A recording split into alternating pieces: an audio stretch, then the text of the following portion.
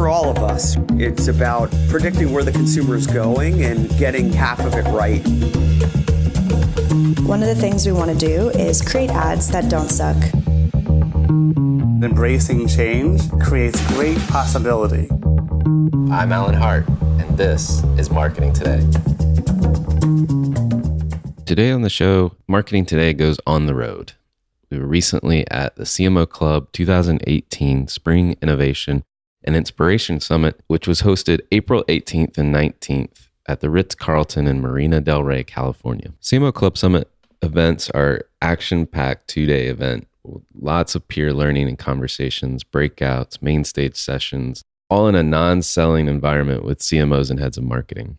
During the summit this year, I was able to speak with 6 CMOs: Narissa Sardi, VP of Marketing at Medici; Chris Maloney, CMO at TaxSlayer; Stephen Handmaker, CMO of Assurance; Matt Singer, Head of Marketing at JobBite; and Alex Romanovich, CMO at Think, as well as Stephanie Anderson, CMO of AI Media Group.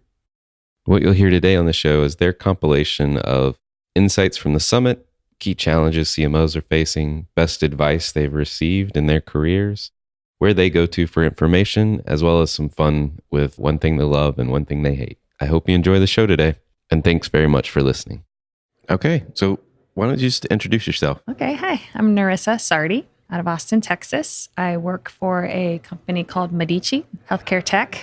Very exciting, important place to be right now. And I'm the VP of Marketing, Head of Marketing for this global company. Right, and so when you're not doing yoga or That's teaching right. yoga, That's right. You're a CMO. I'm a CMO, yes. Awesome. When I have time Yeah.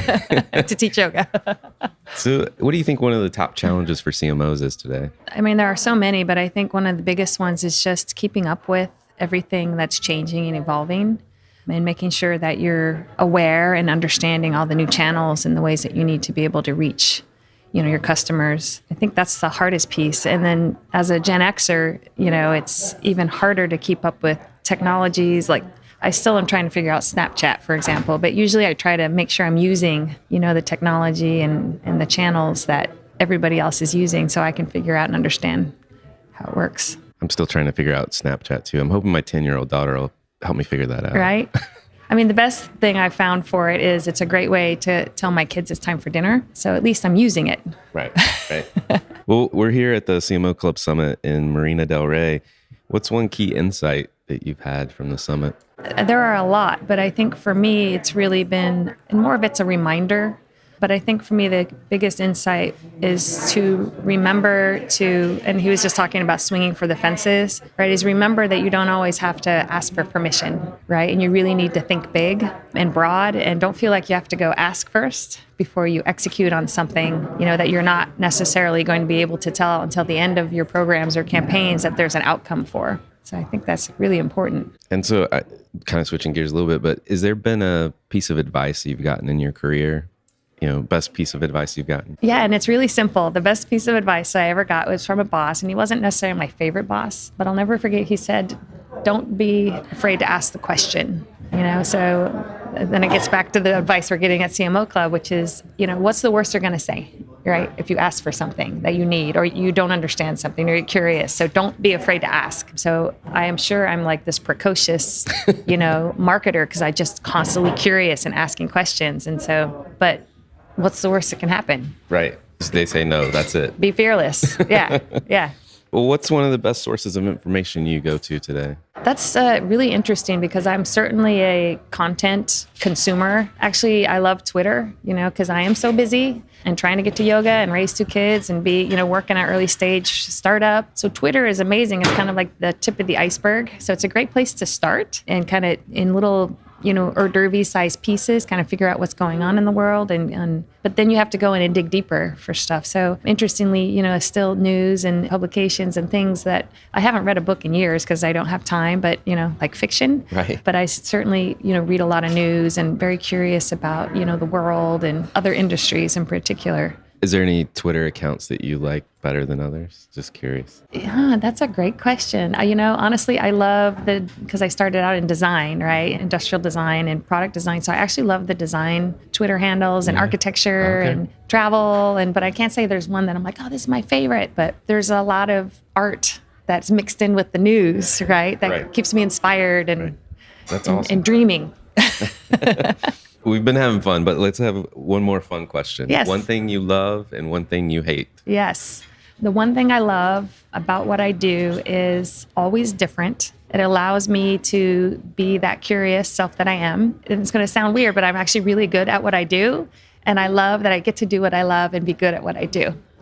That's awesome. And I know, how exciting is that? The one thing I kind of hate is that everybody's a marketer, right? Yes. Yeah. Everybody's a marketer and everybody knows. And we are, right? We're all consume so much marketing every day. And so in one way we are, but everybody thinks they know and they got it down and they have the right answer and they're hugely subjective. And, so one thing that drives me crazy, I'm like, I'm the expert. I know. I think it's the one thing that makes marketing so hard is it is a lot of times very subjective. Yeah. It's not like counting where there's a right and a wrong answer. Right. And you can't, it's not like a chef or it's like, thanks, chef, right? You can't become, or a lawyer or a doctor. Right. And I'm in healthcare. I laugh because I actually work very closely with doctors. And sometimes I'm like, I don't tell you how to doctor. So you need to trust, that I know what I'm talking about and come along. I love that. Well, thanks for taking a couple minutes out of the summit for me. Oh, it's my Appreciate pleasure. It's completely my pleasure. Let's do this again. All right. Perfect. Well, Chris, you want to introduce yourself? Yes, of course. This is Chris Maloney. I am the Chief Marketing Officer at TaxSlayer based in Augusta, Georgia. We're here at the CMO Club Summit in Marina del Rey, California.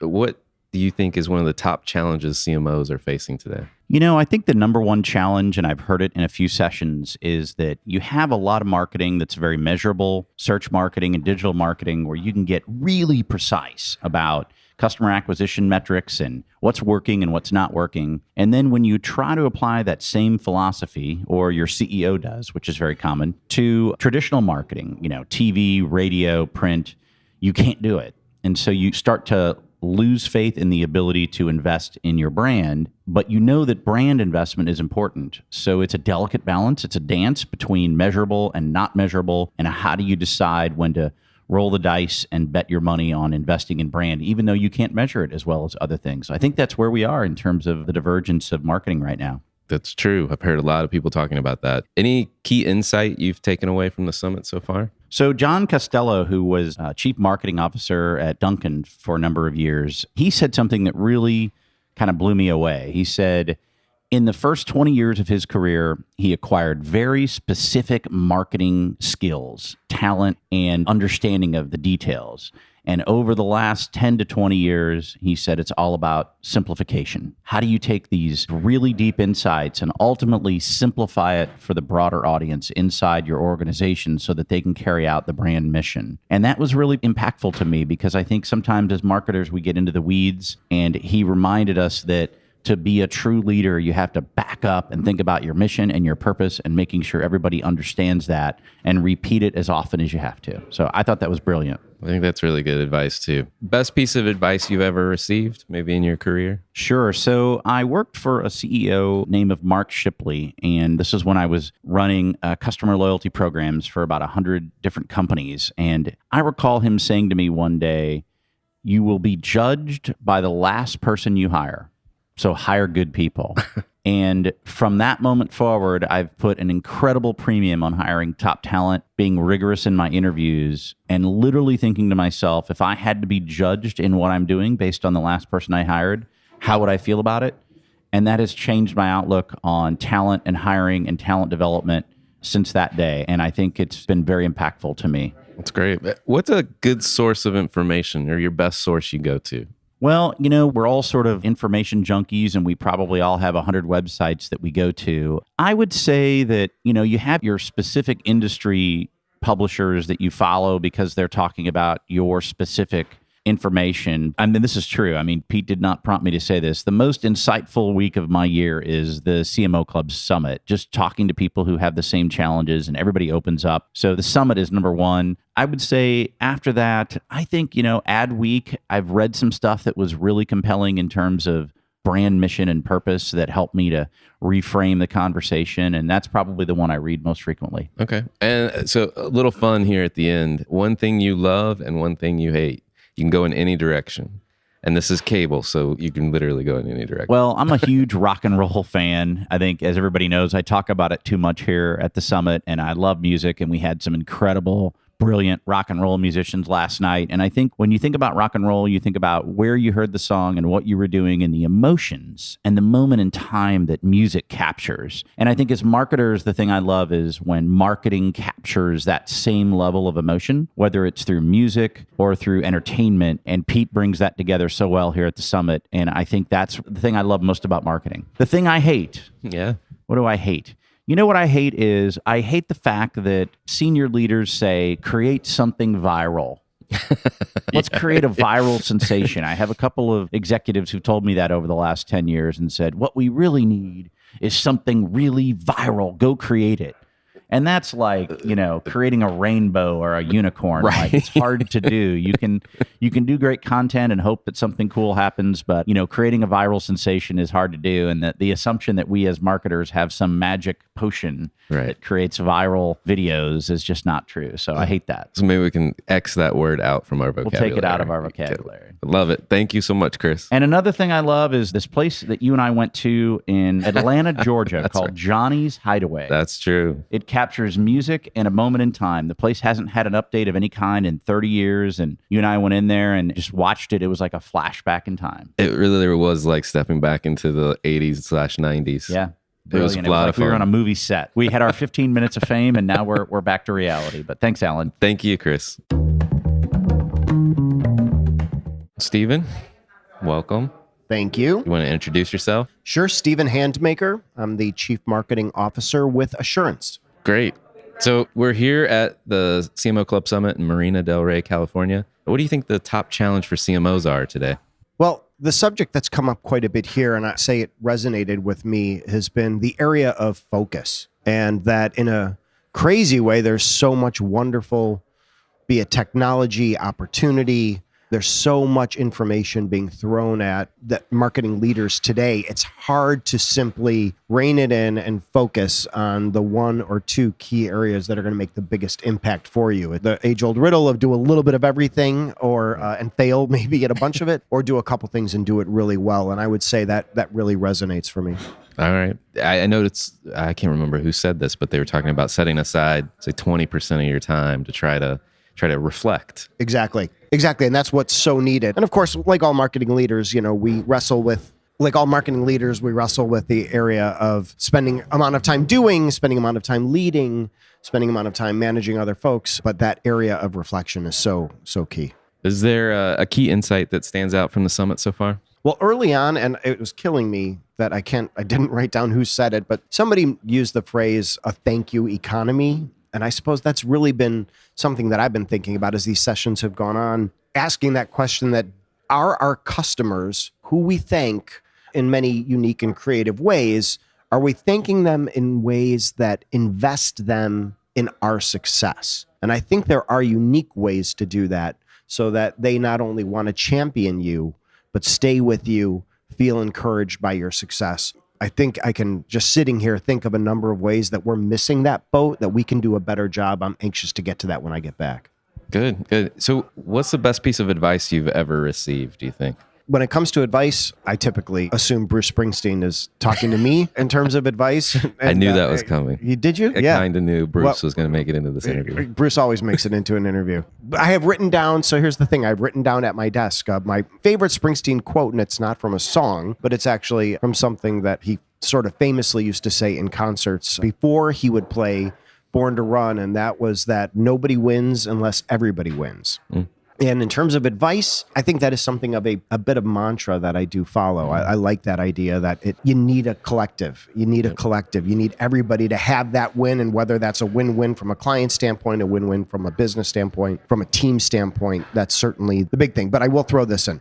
The one great advice that I got from a manager early on in my career that does stick with me is the idea that when a failure in business occurs, when something doesn't quite have the result you intend, it's often too easy to blame the person carrying the ball at the end, as opposed to really trying to think back and look at the whole process that led up to that, what ultimately might feel like a last bit of failure. And so never to hold that maybe one person as accountable as would seem often happens in a knee-jerk reaction, and look back at all the steps that led up to that to really re-examine it. Right. I suppose that's the advice that I think of often. Okay. Well, we're bombarded by information, so I'm curious, do you have a go-to information source or a best source for information for you these days? Well, being here, I feel I'm probably supposed to say the CMO Club app. And that is something that I do use. I've really taken to, as I'm sure most of us have, I've taken to Twitter over the last several years, in that I can customize all the various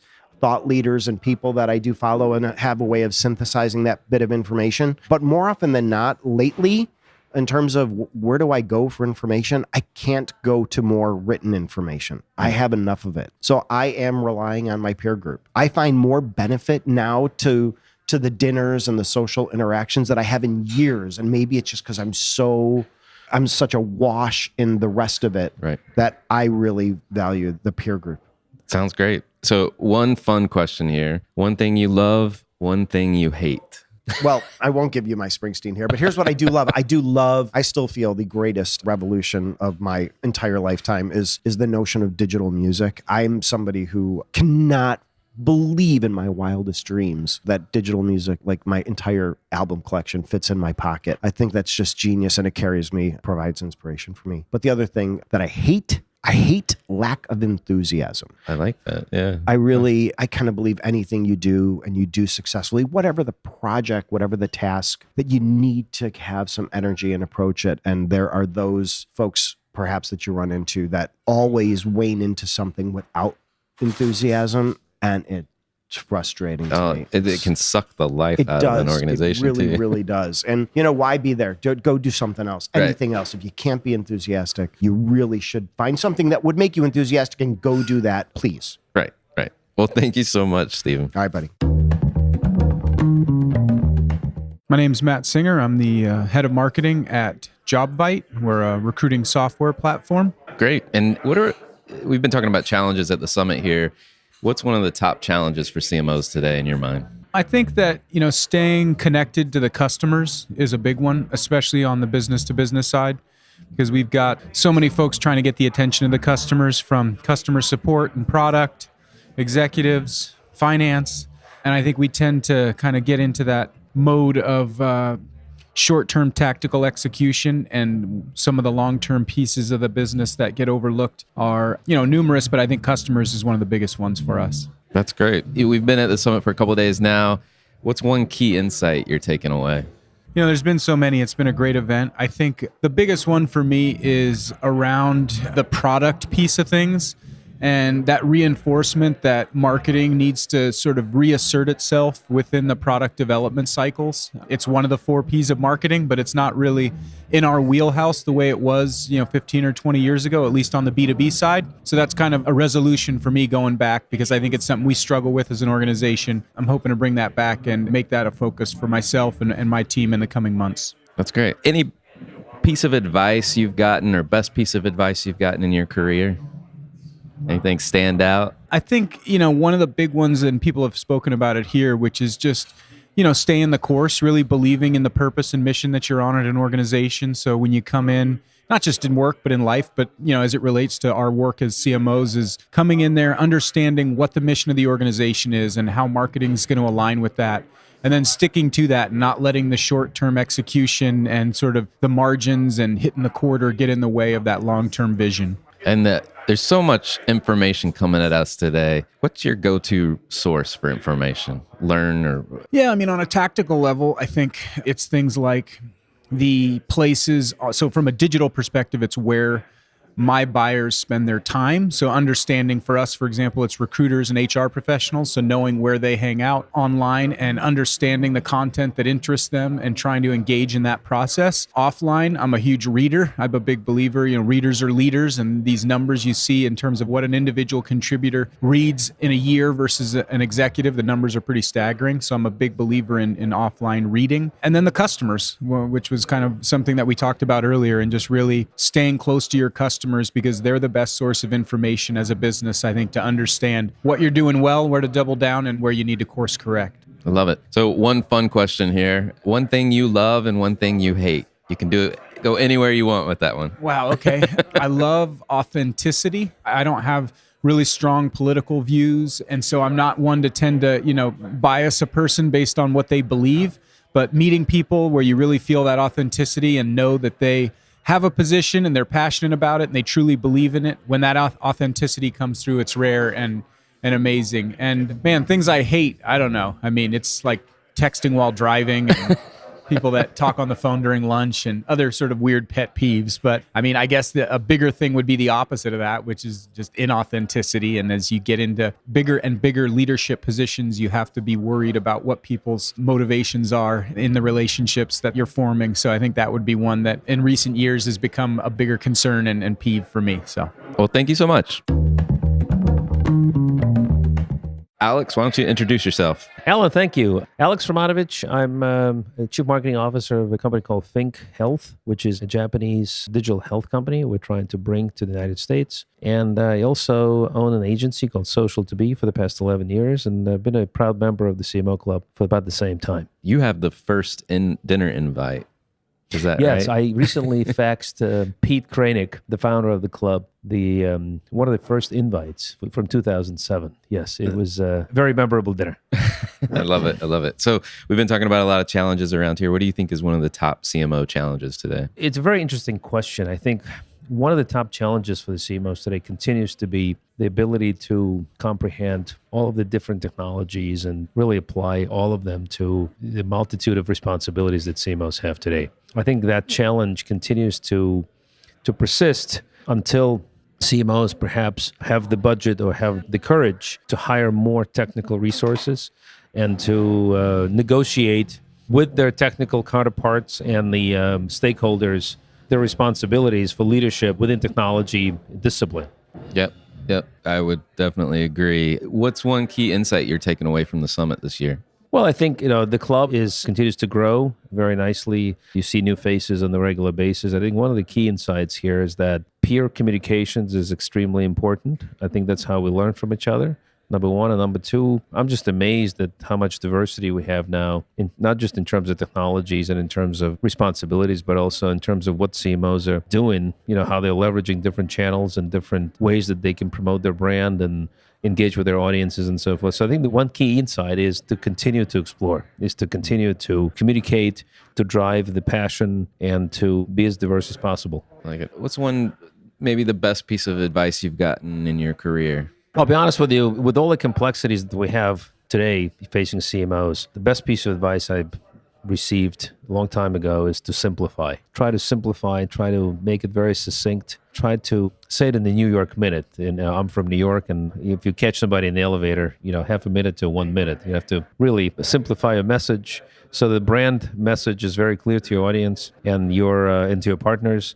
And then, your life becomes much better. You can concentrate on a lot more, on other interesting things and quality-related things as your brand and as your team. Where do you go for insight or sources of information today? A lot to choose from, for sure. A lot to choose from. There's so many different sources of information out there. I still would say that your peer groups, your peers, your friends, by the time you reach your career to where you and I are, Alan, we tend to gravitate towards groups like CMO Club. And obviously, what's great about the CMO Club is that not only we can call each other or email and so forth, but there's they have a really great app where you can look for advice, you can ask your peers, you can do a small focus group and so forth. I love it. So one fun question here. What's one thing you love and one thing you hate? One thing I love is that we continue to innovate, everybody, and we continue to learn from each other. And this is a never-ending type of a train. Hate is a strong word. I'm not sure if I, will use the word hate, but with the plethora of innovation and different things that are happening with CMOs and marketers and so forth, one thing I don't appreciate sometimes is too much self-promotion, right? Mm-hmm. People that may not have walked the walk and experienced what we're experiencing in the club and, and so forth, and basically self-promoting, creating make-believe expertise and talking about something that's very trivial and something that's very basic. But again, hate is not a good word. It's something that's, I'm weary. Yeah, it's annoyance. It's something I'm weary of and so forth. Well, thank you so much for sitting down with me. Thank you, Alan. Well, Well, Stephanie, introduce yourself if you wouldn't mind. Yes, I'm Stephanie Anderson, and I am the Chief Marketing and Strategy Officer for AI Media Group. All right. We're here at the CMO Club Summit. What's one of the top challenges CMOs are facing today? It sounds like it, based on all the conversations, to me, that we're just kind of included in everything. So I think one of the biggest challenges is going to be to determine how to prioritize that and decide, what do I do? What don't I do? And then making sure that you're seen in a positive light at the leadership table as you do that, because I think there could be some challenges there. Okay. And we've been here a couple of days. What's one of the key insights you've taken away? Less is more is maybe the It summary seems to be a for me. theme. Mm-hmm. Yeah. I think that less and more and allowing us to focus Yes. on the important things. Yes, definitely focus. What's the best piece of advice you've ever received? It's funny, I was just thinking about this because of our panel, but a long time ago, and I mean early in my career, my first big job with AT&T, the general manager said to me, and he was an African-American man who had a degree in English. So he read all of our proposals in our branch. Anybody that was submitting anything to a client, he was reading it. And he said, just remember, you can be successful and still wear pearls. And I thought, what a great way of saying diversity matters. Yeah. And it's okay to be who you are.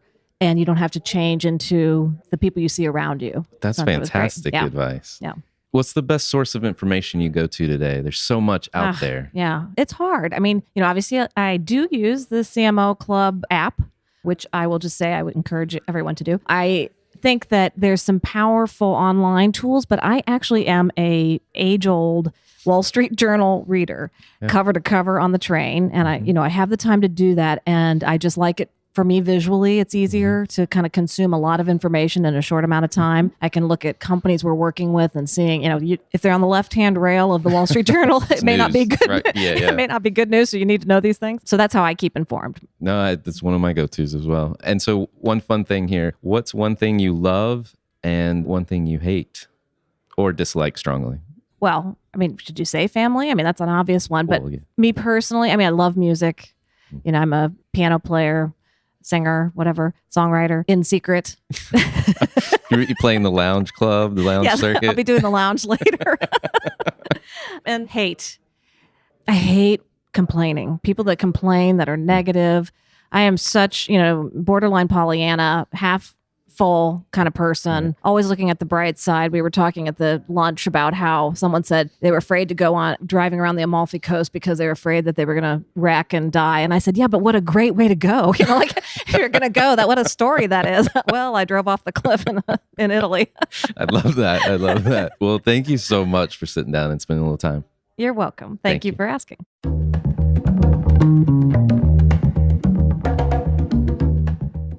Marketing Today is brought to you by Atomic. Atomic focuses on unleashing the growth potential for clients we serve.